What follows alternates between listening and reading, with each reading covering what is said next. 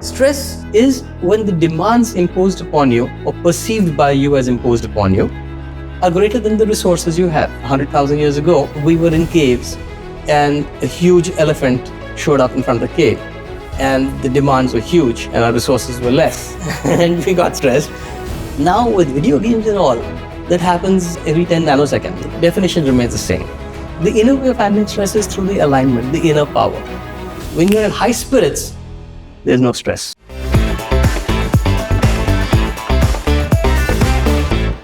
Welcome. You're watching Yana TV, where we have heart-to-heart conversations with change makers of Asia. My name is Yana Fry, and today we have a very special guest who came all the way from India, Sandeep Nath, who is living his third life right now. And are you like a cat? You have 9 lives in one. So now I'm really curious to hear, what was your first one, Sandeep? I started out like all good Indian kids do, getting an engineering degree and working. I couldn't stand the boss. So I moved over, I started my own enterprise, and I ran a pretty successful, even if I say so, consulting company. And somewhere around the early 2000s, I started feeling that my consulting practice was catering to clients who were creating more problems for the world than we were solving. So that sort of started stressing me out. I didn't want to be part of the problem. You want to be part of the solution. I didn't have a solution. Right. So that's when I started looking for answers. And like you read in various texts that the answers are on a different plane. And I started exploring the spiritual plane. So, there are a lot of spiritual masters in India. So just to confirm, before you went on your spiritual journey, you were not very spiritually inclined. Is that correct? Absolutely not. Absolutely not. I Okay, was thank an you for atheist. honesty. I continue to be an atheist, by the way. Okay. Because what I discovered on my spiritual journey is how you define spirit, which is energy. Mm-hmm. I'll come to that later. So that was my first life as somebody who was doing the right thing, living the right life. Corporate career, enjoyable, many wine years, and dining. right? Many years, about 20 years. Yeah, 20 years is a lot of years. And that's when one of these spiritual masters suggested that I go to the Himalayas and learn from Tibetan lamas, because they have been sitting in those mountain slopes, caves, wherever, and monasteries. I went to a monastery. Yeah. And they've been researching for 1,000 years on what drives us energetically. And I did that. I handed my company over to the other directors and I headed out on a one-way ticket. That is 2010. And there started my second life. So I was in and out in a spiritual search. Yeah, I was on a general search. Okay, so spirituality is what I understood. Okay, all these guys are spiritual gurus and all that sort of stuff. The monks are, you have this quotation marks of spirituality. But what is this whole deal? And what I found through the readings, the interactions, Buddhist philosophy, it's a philosophy, it's defining a way of life. What it does is it brings you in alignment of the 3 parts that each one of us is constituted of. We are all three parts. Which are? Which are the body, which we know a lot about, which is ravishing, some more, other less, but yes, overall we do. So, the second is the mind. We know when we are happy, when we are sad, when we are angry, fearful, but you can't really, do a surgical incision on your anger and, I'm not angry anymore. You can't. So we don't know what to do with it. We don't really know how to handle the mind, but we know it exists. Mm-hmm. And we know there's a mind-body connection, and that's where it becomes alternate therapies and stuff like that. To some extent, the shrinks, the psychologists and all that do address that. Affirmations do that. But the third level is the spirit.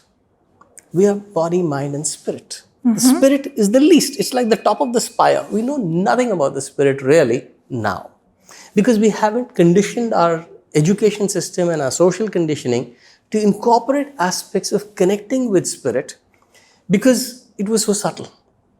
And it was not recognized by Western systems of education and Western medicine. But if you go back 2,000 years and 3,000 years, what the sages of that time did was they transmitted spirit, which is through energy. And through those energetic transmissions of, say, Jesus or Buddha, you've had a lot of their philosophies vibrant and alive for hundreds of years till they got documented in a book or in a certain set of rituals. I would actually quote one of these Indian spiritual masters who said this first time, and I thought it was really deep. He said, religion is the fossil of spirituality. You pack it up, you condense it, kill it, and what you're left with, that dead object, is what is called religion. So Buddhism, fortunately, is still a very much alive and vibrant, energy-based activity, especially the way the Tibetans look at it, which is why I was told that, okay, go up there and get a hang of this. So you spent 6 years studying with Tibetan lamas. I continue to. Of course, I mean, it's a lifelong learning. What has changed within you? So here was Sandeep, corporate high flower, founder of the company, right? And then, so what did you notice actually changed within you since you went on this journey? Everybody likes to travel. Nobody has time to travel in that corporate life. I had traveled because we were very conscious that, we want to take breaks and all that. So at least once a year. So I'd managed trips around the country at least once a year or once in 2 years. And maybe about 4 or 5 trips to Southeast Asian countries in all of those 20 years of my corporate career. Between 2016 and 2020, 4 years. we did about 30 countries. Wow. Conducting workshops in those places across 4 continents. And I think you told me privately somewhere in 3 languages, right? Yep. So what are the languages? Well, English clearly would be the one. What are the other 2? Hindi, which is Yes. my mother tongue, and Spanish, which was my wife's mother tongue. So she was a great support. I managed to learn a bit of Spanish. And we did these things together because I found her in a monastery. So I manifested a wife, I manifested all the travel, I manifested all these programs in inner power, which are about the alignment of body, mind, spirit, and how that lends a certain subtle energy to you, which makes things happen effortlessly. And well, that's pretty much enough.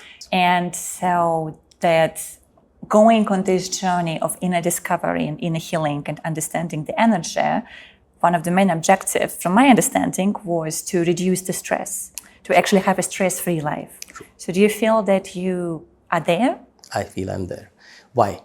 Because I understand where it arises from and how we can create habits that prevent it from arising. What is stress? Stress, classical definition, is when the demands imposed upon you or perceived by you as imposed upon you are greater than the resources you have.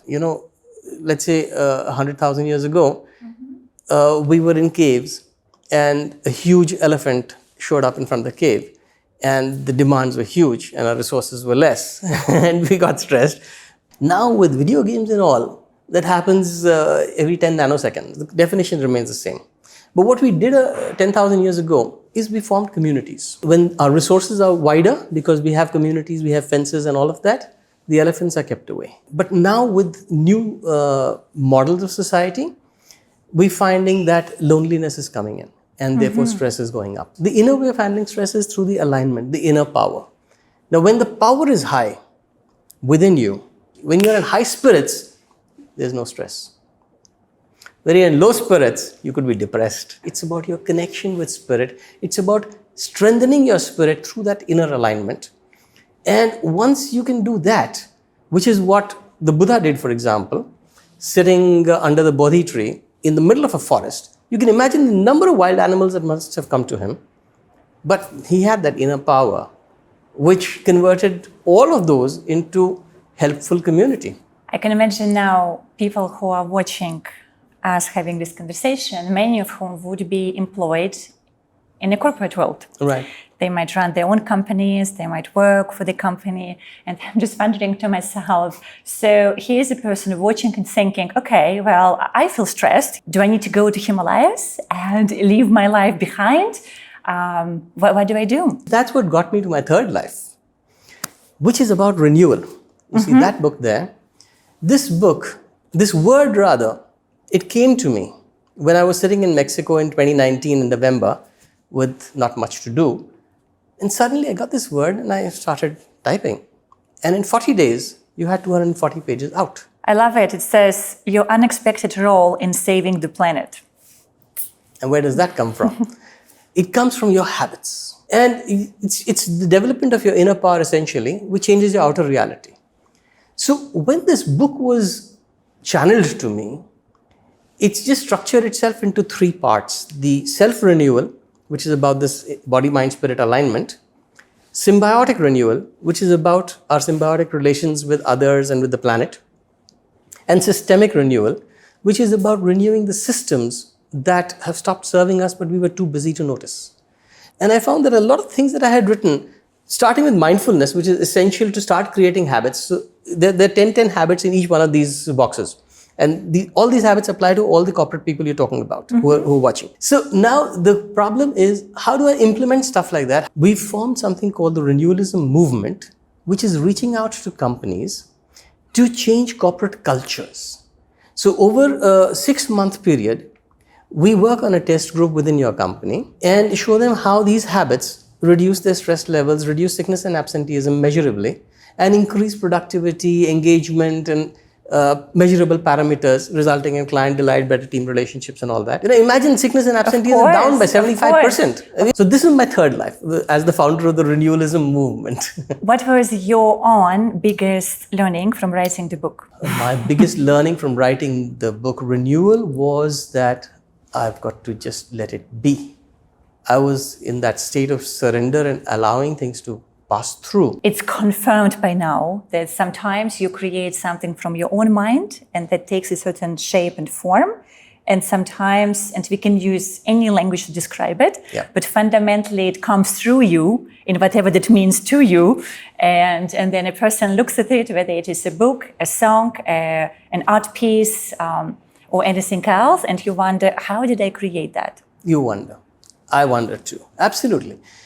But we must not leave this to wonder, because that has happened because of your spirit connection. Now, I had 10 years of practice with the spirit connection by the time this book came out.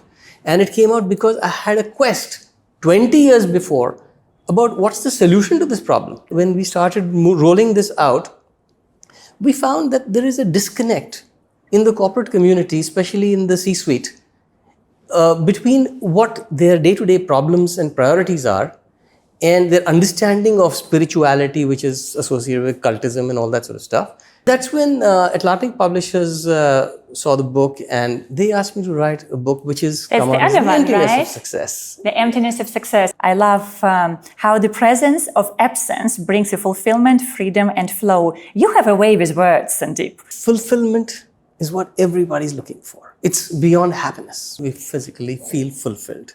Freedom is a state of being, which is the state of the mind. And flow is what you were talking about, which they get into at the spirit level. So this book explores those trinities and makes them so obvious. It's aimed at the young senior executives who are about 35, 40 today. And they're looking at, hey, I've got success. But not fulfillment. But yeah. Yes. What do you do about it? Or no freedom? Or no flow? So the solutions are here. So chapter 9, in fact, addresses 10 different segments of society, like educationists, teachers, corporate executives, administrative professionals, doctors, important segments of society, and how they can get into that state of flow by design. Yes, so not accidentally, but actually, yes, you prime yourself. Yeah. I love the work that you do. I think it is very important, very needed, and I'm so glad to see that now more and more companies are opening up their doors, and it looks to me that you found your calling and your own fulfillment, your own freedom and your own flow in the work that you do. That was an unusual dive, and also what our audience doesn't know, and I'm going to tell it right now, that actually you are our first interview for the renewal season. Right, because which is a beautiful coincidence, because I just finished my, maternity leave. The baby is still very, very small, but then we are going back to the studio, and recording those interviews again, and yours today, the first one. So I feel just very honored to have you in the studio, Sandeep, and thank you for sharing your wisdom, your life experiences, and being with us today. Thank you, Yana. And that was Sandeep Nath on Yana TV today, talking about the emptiness of success and renewal and how you can be the part of the solution.